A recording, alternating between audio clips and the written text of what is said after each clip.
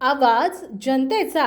नवी दिल्ली येथे केंद्रीय कृषी मंत्री आणि ग्रामीण विकास मंत्री शिवराज सिंह चौहान यांची भेट घेतली आणि विविध विषयांवर चर्चा केली। त्यामध्ये अतिवृष्टीपासून वगळल्यामुळे वाशिम जिल्ह्यासाठी विशेष मदत मिळावी। गेल्या काही दिवसात वाशिम जिल्ह्यात मोठ्या प्रमाणावर अतिवृष्टी झाली होती, त्यामुळे शेतकऱ्यांच्या पिकाचं प्रचंड नुकसान झालं होतं। या पार्श्वभूमीवर वाशिम जिल्हा अतिवृष्टीमधून वगळला होता। त्यासाठी वाशिम जिल्हा अतिवृष्टीग्रस्त म्हणून घोषित करून तात्काळ विशेष आर्थिक मदत आणि भरपाई देण्यात यावी, यासाठी मंत्री महोदयांना वाशिम यवतमाळ मतदारसंघाचे खासदार संजय भाऊ देशमुख यांनी भेटीदरम्यान निवेदन दिले। यवतमाळ जिल्ह्यातील आत्महत्याग्रस्त परिस्थितीवर उपाययोजना करण्यासंदर्भात माहिती दिली।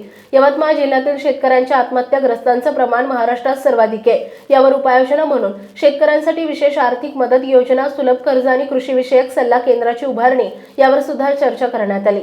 यवतमाळ जिल्ह्यामध्ये प्रधानमंत्री आवास योजनेचे अधिक घरकुल मंजूर करण्याची मागणी खासदार संजय देशमुख यांनी केली आहे। यवतमाळ जिल्हा आत्महत्याग्रस्त तर आहे, परंतु वाशिम जिल्हा आकांक्षित जिल्हा म्हणून त्याची नोंद झाली आहे। तिथे मूलभूत सुविधा कमी आहेत, इथे लोकांचं जीवनमान उंचावण्यावर भर दिला जात नाही, त्यासाठी या घरकुलाची अत्यंत गरज आहे। त्यामुळे या जिल्ह्यात प्रधानमंत्री आवास योजनेअंतर्गत जास्तीत जास्त घरकुल मंजूर करावेत अशी मागणी केली आहे। या मागणीमुळे ग्रामीण भागातील गरजू कुटुंबांना मोठा दिलासा मिळेल। कृषी विकासासाठी विशेष प्रकल्पाची गरज सुद्धा यावेळी व्यक्त करण्यात आली आहे। शेतकऱ्यांसाठी नवीन कृषी तंत्रज्ञान, अन्नधान्य साठवणुकीसाठी अत्याधुनिक साधने आणि बाजारपेठेपर्यंत थेट पोहोचण्यासाठी विशेष प्रकल्प राबवण्याबाबतही चर्चा करण्यात आली आहे।